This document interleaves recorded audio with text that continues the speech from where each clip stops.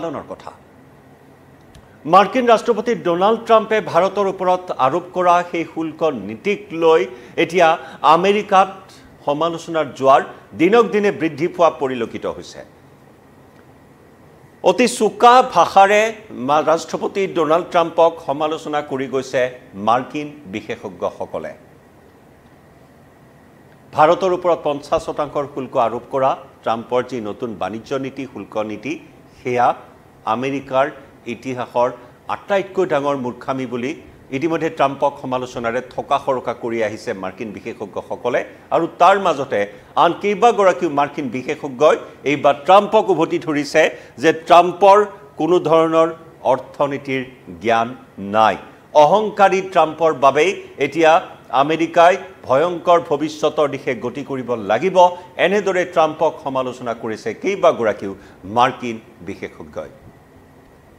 নমস্কাৰ প্ৰিয় দৰ্শক মই জয়ন্ত মাধৱ গোস্বামী আপোনাক স্বাগতম জনাইছো নিউজ 18 অসম নৰ্থ ইষ্টৰ ডিজিটেল লাইভলৈ ট্ৰাম্পৰ এই শুল্ক নীতিৰ বাবে এতিয়া ভাৰত আৰু আমেৰিকাৰ মাজৰ বন্ধুত্বপূৰ্ণ সম্পৰ্ক এতিয়া তিক্ততাপূৰ্ণ সম্পৰ্কত পৰিণত হৈছে আৰু আমেৰিকা আৰু ভাৰতৰ ব্যৱধান বৃদ্ধি পাইছে একে সময়তে ৰাছিয়া চীন আৰু ভাৰতৰ দৰে তিনি বৃহৎ শক্তি একগোট হৈছে যে নেকি আমেৰিকাৰ বাবে বিপদ নমাই আনিব বুলি আকৌ এবাৰ ট্ৰাম্পৰ নিজৰ অহংকাৰৰ সেই মনোভাৱক আঙুলিয়াই দিছে মাৰ্কিন বিশেষজ্ঞসকলে ট্ৰাম্পক সমালোচনা কৰে আৰু ট্ৰাম্পে নিজৰ অহংকাৰৰ বাবে আমেৰিকাক বিপদৰ ফালে ঠেলি লৈ যোৱা বুলিও ট্ৰাম্পক আঙুলিয়াই দিছে এই কেইগৰাকী মাৰ্কিন বিশেষজ্ঞ যি মাৰ্কিন বিশেষজ্ঞৰ এই দাবীক লৈ এতিয়া সমগ্ৰ আমেৰিকা যুক্তৰাষ্ট্ৰ সমগ্ৰ বিশ্বজুৰি ব্যাপক চৰ্চা লাভ কৰা পৰিলক্ষিত হৈছে এতিয়া ভাৰত চীন আৰু ৰাছিয়াৰ দৰে শক্তিশালী দেশ একেলগে একে শাৰীত থিয় হৈছে যি নেকি এনেকুৱা এটা সময়ত এতিয়া আমেৰিকাই বিভিন্ন আস্ফালন কৰা পৰিলক্ষিত হৈছে যে আমেৰিকাই ভাৰতৰ সৈতে বন্ধুত্বপূৰ্ণ সম্পৰ্ক সদায় বৰ্তাই ৰাখিব ইয়া কোনেও ভাঙিব নোৱাৰে এনেদৰে আমেৰিকাই এতিয়া এক প্ৰকাৰ বিনাবলৈ আৰম্ভ কৰিছে উপায়ন্তৰ আমেৰিকাই এতিয়া ভাৰতৰ সৈতে সম্পৰ্ক কোনেও ভাঙিব নোৱাৰে বুলি বিনাবলৈ আৰম্ভ কৰিছে ট্ৰাম্পেও বন্ধুত্ব সুকীয়া আৰু শুল্ক সুকীয়া বিষয় বুলি কৈ নিজৰ সিদ্ধান্ত শুদ্ধ বুলি ক'বলৈ বাৰে বাৰে চেষ্টা কৰি আহিছে ট্ৰাম্পে ক্ষমা কৰিব ট্ৰাম্পে নিজৰ সিদ্ধান্তত অটল থাকি ক'ব বিচাৰিছে যে বন্ধুত্ব হ'ল এটা বিশেষ বেলেগ বস্তু আৰু শুল্ক হ'ল আন এটা বেলেগ বিষয় গতিকে ট্ৰাম্পে শুল্ক আৰু বন্ধুত্বক একেলগে ৰিজাব বিচৰা নাই আৰু নিজৰ যি সিদ্ধান্ত সেয়া শুদ্ধ বুলি বাৰে বাৰে প্ৰতিপন্ন কৰিবলৈ চেষ্টা কৰি আহিছে কিন্তু তাৰ সমান্তৰালকৈ ট্ৰাম্পৰ কেইজনমান উপদেষ্টাই ভাৰত বিৰোধী বিভিন্ন মন্তব্য কৰি ভাৰত আৰু আমেৰিকাৰ মাজৰ সম্পৰ্ক বিঘ্নিত কৰি আহিছে ভাৰত আৰু আমেৰিকাৰ মাজৰ সম্পৰ্ক নিষেধ কৰিবলৈ উঠি পৰি লাগিছে বিশেষকৈ মাৰ্কিন ৰাষ্ট্ৰপতি ডোনাল্ড ট্ৰাম্পৰ বাণিজ্যিক উপদেষ্টা স্কট বেসান্টে বিভিন্ন ধৰণৰ ভাৰত বিৰোধী মন্তব্য কৰি ভাৰত আৰু আমেৰিকাৰ সম্পৰ্ক নিষেধ কৰাৰ চেষ্টা চলাই আহিছে গতিকে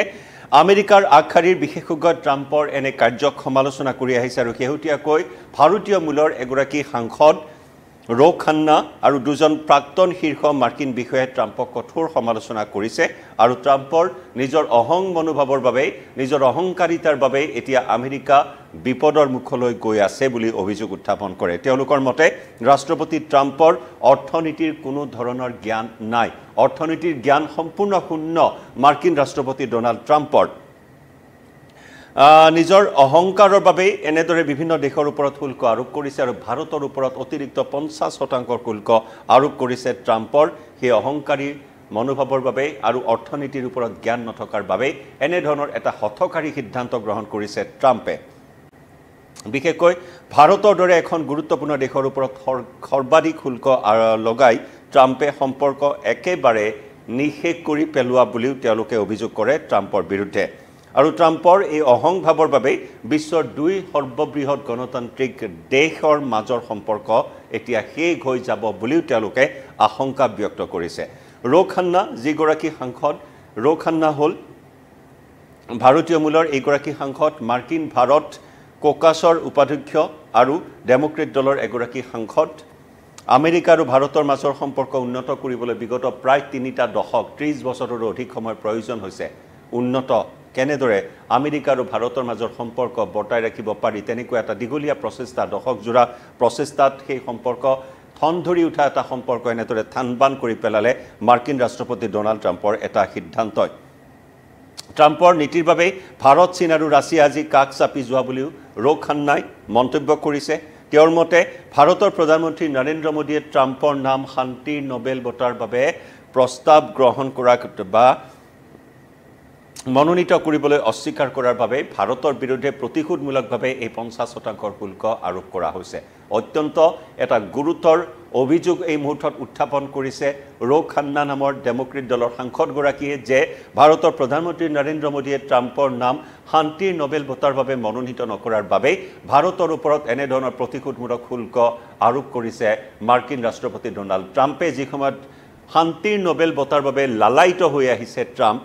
কিবা কোনো যুদ্ধ বন্ধ কৰাৰ ক্ৰেডিট লৈ আহিছে ট্ৰাম্পে পাকিস্তান চৰকাৰে শান্তিৰ নোবেলৰ বাবে মনোনীত কৰিছে মাৰ্কিন ৰাষ্ট্ৰপতিগৰাকীৰ নাম কিন্তু তেনে সময়তে ভাৰতৰ প্ৰধানমন্ত্ৰীগৰাকীয়ে ট্ৰাম্পৰ নাম মনোনীত কৰাত অস্বীকাৰ কৰাৰ যি কথা এই মুহূৰ্তত প্ৰকাশ পাইছে ডেমক্ৰেট দলৰ সাংসদগৰাকীৰ মুখৰ পৰা আৰু তাৰে পৰিণতিত ভাৰতৰ ওপৰত এই শুল্কৰ বোজা ট্ৰাম্পে জাপি দিয়াৰ দৰে গুৰুতৰ অভিযোগ উত্থাপন কৰিছে ডেমক্ৰেট সাংসদ ৰ' খান্নাই আনহাতে প্ৰাক্তন মাৰ্কিন ৰাষ্ট্ৰীয় নিৰাপত্তা উপদেষ্টা জেক সুলিভানে অভিযোগ উত্থাপন কৰিছে যে ট্ৰাম্পে নিজৰ পৰিয়ালৰ স্বাৰ্থতে ভাৰতৰ ওপৰত এই শুল্কৰ বোজা জাপি দিছে 50% শুল্ক আৰোপ কৰিছে ভাৰতৰ ওপৰত একেদৰে পাকিস্তানে ট্ৰাম্পৰ পৰিয়ালৰ সৈতে বাণিজ্যিক চুক্তি কৰিবলৈ সাজু বুলিও তেওঁ অভিযোগ উত্থাপন কৰে আনহাতে নিউয়ৰ্ক স্থিত স্কুল অফ প্ৰফেচনেল ষ্টাডিজৰ এক্সপাৰ্ট বিশেষজ্ঞ এডৱাৰ্ড প্ৰাইছে দাবী কৰিছে যে অৰ্থনীতি সন্দৰ্ভত ট্ৰাম্পৰ কোনো ধৰণৰ জ্ঞানেই নাই অৰ্থনীতিৰ ওপৰত ট্ৰাম্পৰ গতিকে ভাৰতৰ প্ৰতি ট্ৰাম্পৰ এই শেহতীয়া ব্যৱহাৰ অত্যন্ত হতাশাজনক বুলি উল্লেখ কৰে এইগৰাকী নিউয়ৰ্ক স্থিত এডৱাৰ্ড প্ৰাইছ যি হ'ল নিউয়ৰ্ক স্থিত স্কুল অফ প্ৰফেচনেল ষ্টাডিজৰ বিশেষজ্ঞ এডৱাৰ্ড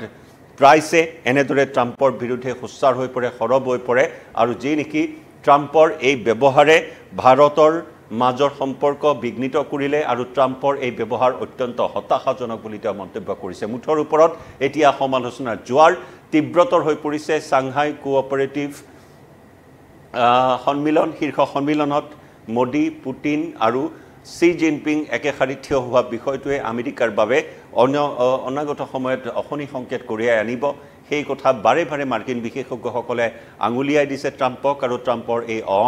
অহং মনোভাৱৰ বাবে এতিয়া আমেৰিকাৰ বিপদ নমাই অনা বুলি সৰ্বত্ৰে সমালোচনাৰে থকা সৰকা কৰা হৈছে মাৰ্কিন ৰাষ্ট্ৰপতি ডনাল্ড ট্ৰাম্পক যাৰ নেকি অৰ্থনীতিৰ কোনো জ্ঞানেই নাই বুলি অৰ্থনৈতিক বিশ্লেষকসকলে মাৰ্কিন বিশেষজ্ঞসকলে এই মুহূৰ্তত সমালোচনা কৰিছে ট্ৰাম্পক প্ৰিয় দৰ্শক এই বিষয়ত আমি প্ৰতিটো আপডেট লৈ আহিম আপোনালোকৰ সন্মুখলৈ এই মুহূৰ্তত ডিজিটেল লাইভৰ পৰা বিদায় ল'ম নমস্কাৰ